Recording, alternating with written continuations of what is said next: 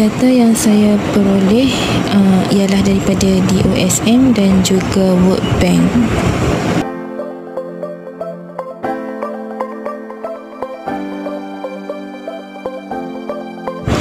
Untuk mean, kita just klik average and then masukkan data, dan seterusnya median,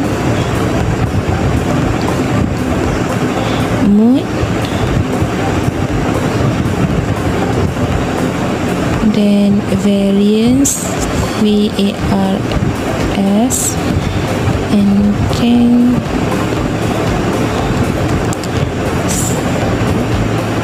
and then seterusnya ialah standard deviation, SDAVS. Okay. Seterusnya kita nak buat graf garis macam ni untuk Malaysia pula. And then kita klikkan table tahun dan juga data inflasi di Malaysia, and then kita tekan je graf garis, dan kita masukkan chart title, axis title dan juga data label.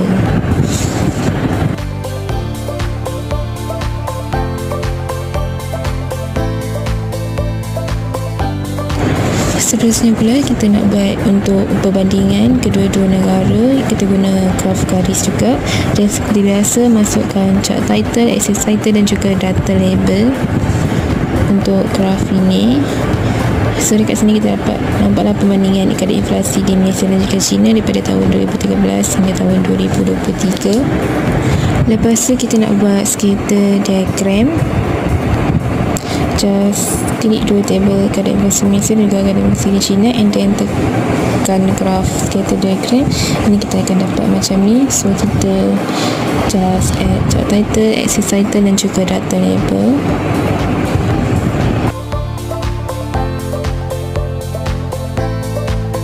Untuk correlation pula, kita just ambil dekat data analysis, and then input range tu masukkan kedua-dua data inflasi negara tu, dan kita dapatlah macam tu.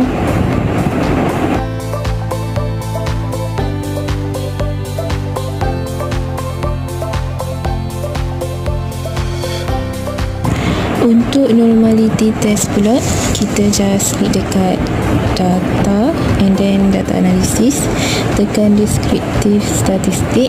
Untuk input range, kita highlightkan data untuk kadar inflasi di China, and then kita justkan OK. So dapatlah macam tu.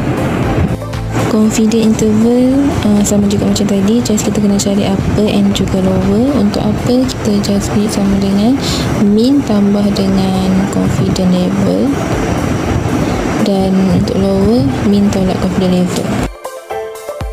Dan last sekali kita nak cari t-test to sample. Untuk hypothesis test, kita just klik data and then analysis data. Kita ambil t-test to sample assuming unequal variance. Untuk variable 1, kita just masukkan table yang kadar inflasi di Malaysia, dan untuk variable 2 kita masukkan inflasi di China, and then kita just tekan OK.